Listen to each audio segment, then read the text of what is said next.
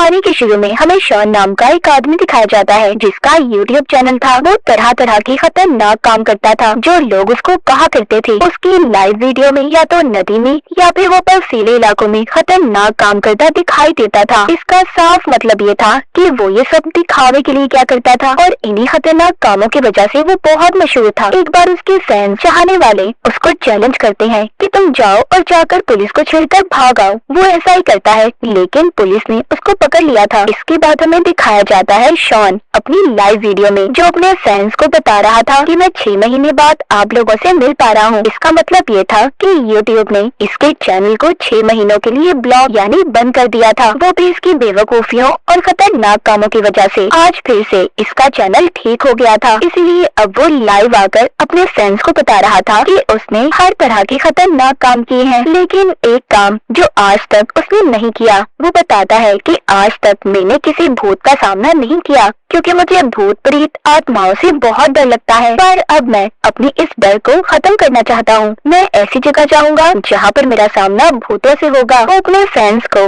अपनी नई वेबसाइट का बताता है कि जहाँ पर वो आज रात एक खौफनाक जगह पर जाकर लाइव आने वाला था। वो बताता है कि मैं एक डरावने घर में सारी रात गुजारने वाला हूँ। दरअसल शॉन वहाँ पर जाकर देखना चाहता था कि वहाँ पर कोई भूत है या नहीं। अभी रात को वहाँ पर पहुँच गया था। बहुत से लोग इसके साथ लाइव वीडियो में जुड़ गए थे। अब ये यहाँ पर आकर सबसे पहले अपनी गाड़ी की चाबी को झाड़ियों में फेंक देता है ताकि चाह कर भी ये यहाँ से भाग न पाए। वो अपने फ्रेंड्स को बताता है कि इस घर को भूतों का घर कहा जाता है। यहाँ पर कई सालों पहले एक पोएट शायरा रहा करती थी। उसके मरने के कुछ दिन के बाद उसकी फैमिली के लोग भी एक एक कर मर गए। उनके बाद जो भी लोग इस घर में रहने आए वो बच नहीं पाए, जिस वजह से इस घर को बंद कर दिया गया। फिर शॉन यहाँ पर बाहर एक कैमरे को लगाता है। वो देखता है उस घर के दरवाजे को लकड़ियाँ लगाकर बंद किया गया था। वो उन्हें तोड़कर अंदर जाता है। फिर बाद में वो अंदर के सभी दरवाजों को ताले लगाकर उनकी चाबियां बेसमेंट में फेंक देता है। ये सब करने के बाद शॉन अपने फैन से बात करता है कि अब मैं इस घर से नहीं भाग सकता।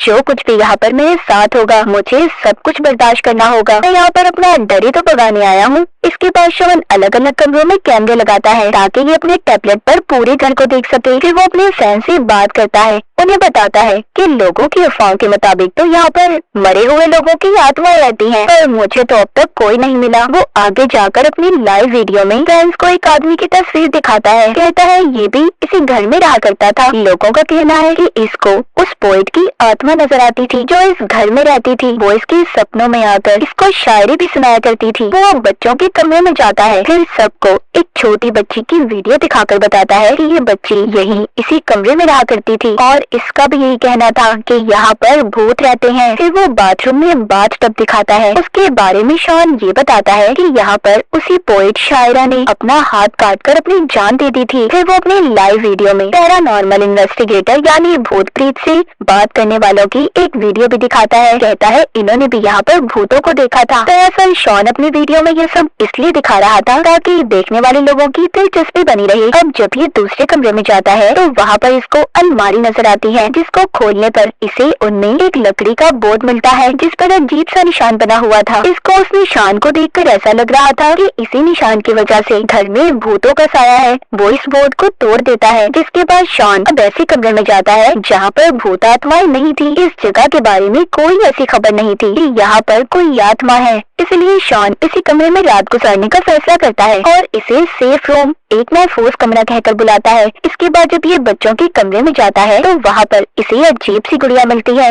वहाँ पर अचानक से किसी की आवाजें आने लगी थी। शॉन गुड़िया को वहीं पर छोड़ता है और दोबारा से भागकर कमरे में आ गया था। शॉन वापस आकर अपने टैबलेट में उसी कमरे की वीडियो देखता है तो वहाँ पर साफ इसे एक आत्मा नजर आती है। इस बार अब वो कुछ ऐसी चीजें निकालता है जैसे आत्माओं को भगाने वाला पानी और बहुत कुछ, जो चीजें इसकी आत्माओं से लड़ने में मदद करेंगी। अब शॉन उसी पानी को अपने ऊपर भी फेंकता है और पानी ले जाकर बाहर जाता है ताकि वो पानी उस आत्मा के ऊपर फेंक सके। लेकिन जब उसे फिर से आवाज आती है तो भागकर फिर से वापस से अपने कमरे में आ जाता है और दरवाजे के आगे टेबल भी लगा देता है ताकि जो भी चीज है वो अंदर ना आ सके। पर वहाँ पर कोई भूत नहीं था। उधर एक लड़की खड़ी थी। वो अपना नाम ट्रेसी बताती है। कहती है कि शॉन मैं तुम्हारी बहुत बड़ी फैन हूँ, तुम मुझे बहुत अच्छे लगते हो। वो जब अपने सामने एक इंसान को देखता है तो बहुत खुश हो जाता है। उसे तो क्रिसी को देखकर जैसे हिम्मत आ गई थी। वो क्रिसी से सवाल करता है कि तुम वैसे अंदर आई कैसे? मैंने तो सारे दरवाजों को अंदर से बंद कर दिया था। जिस पर क्रिसी उसको जवाब देती है कि वो एक खिड़की के रास्ते से अंदर आई है क्योंकि खिड़की टूटी हुई थी। शॉन क्रिसी से कहता है मगर अब तुम यहाँ से चली जाओ, मेरे फ्रेंड्स ये चाहते हैं कि मैं यहाँ इस जगह इस घर में अकेला रहूँ, बिल्कुल अकेला। क्रिसी कहती है चलो एक काम करते हैं, तुम अपने फ्रेंड से वोट करने का कहो, अगर उन्होंने मेरे जाने के हक में वोट किया तो मैं यहाँ से पक्का चली जाऊंगी। शॉन ऐसा ही करता है, पर जो उसके देखने वाले फ्रेंड्स थे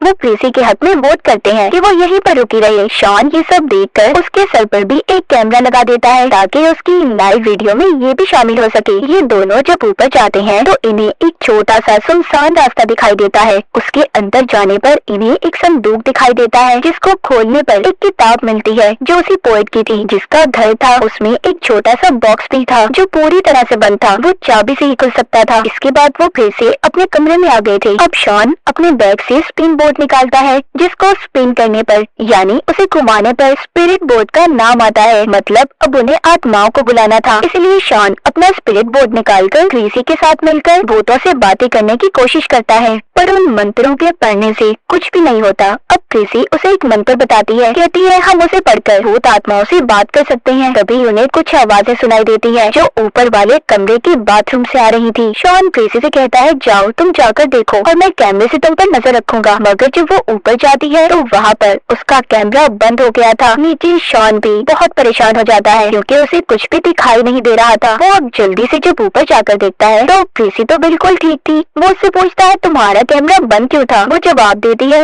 मैंने जानबूझकर बंद किया था। अब शॉन को उस पर शक होने लगा था। वो कहता है तुम मुझे सच सच बताओ तुम यहाँ पर कैसे आई हो? वो फिर से कहती है खिड़की से। शॉन उससे कहता है तुम जाओ यहाँ से। इससे पहले शॉन कुछ और समझ पाता, क्रिसी बहुत ही गुस्से में अजीब तरह से हंसने लगती है और शॉन के ऊपर चढ़कर गले पर काटने की कोशिश करती है। शॉन अपनी जान बचाने के लिए पास ही पड़ी नोकीली लकड़ी से क्रिसी की गर्दन पर हमला कर देता है, जिस वजह से वो लकड़ी उसकी गर्दन के आर पार हो गई थी और मौके पर ही क्रिसी की मौत हो जाती है। अब उसको देखकर शॉन बहुत ज्यादा डर गया था क्योंकि उसने एक लड़की को मार दिया था और उसके कैमरे में भी सब कुछ रिकॉर्ड हो गया था। इसीलिए वो अपनी लाइव वीडियो में अपने फ्रेंड्स को बताता है कि उसने खून कर दिया है और मैं जेल जाने के लिए भी तैयार हूँ। वो कहता है आप लोग जल्दी से पुलिस भेज दें। ये कहकर वो दोबारा से क्रिसी की लाश देखने जाता है पर वहाँ तो कोई लाश ही नहीं थी, जिसे देखकर ये और ज्यादा डर गया था। तभी वो अपने कमरे में आत्मा को देखता है और अपने फ्रेंड्स को कहता है कि अब मुझे क्या करना चाहिए। तभी एक बच्चा वीडियो भेजता है और कहता है कि मुझे लगता है जो तुमने लकड़ी के बोर्ड को तोड़ा था जिस पर निशान बना हुआ था, मुझे लगता है वो शैतानी आत्माओं को रोकने के लिए था, पर तुमने उसे तोड़ दिया इसीलिए आत्माएं वापस आ गई हैं। तभी पीछे से पोएट की आत्मा आकर शॉन का गला पकड़ लेती है। शॉन किसी तरह से उससे पीछा छुड़ाकर वापस से बेसमेंट में जाता है ताकि वहाँ से घर की चाबियां ले सके जो इसने फेंक दी थी, पर उसे वहाँ पर कोई और चाबी मिलती है जो उसी छोटे बॉक्स की थी जो इसको संदूक में से मिला था। अब जब ये उस बॉक्स को खोलता है तो उसमें एक लड़की की तस्वीर थी जो कि उसी मरी हुई पोएट की थी, पर वो दिखने में बिल्कुल क्रिसी से मिल रही थी। उस तस्वीर को देखकर शॉन समझ गया था कि क्रिसी कोई लड़की नहीं बल्कि वही पोएट आत्मा थी जो अब तक उसके साथ थी। इसके बाद वो फिर से कमरे में जाता है जहाँ पर वही आत्मा थी, वो शॉन पर हमला करने की कोशिश कर रही थी। शॉन किसी तरह उससे बचकर अपने फ्रेंड से बात करता है। वो फिर से पूछता है उसे अब क्या करना चाहिए। तभी उसे फिर से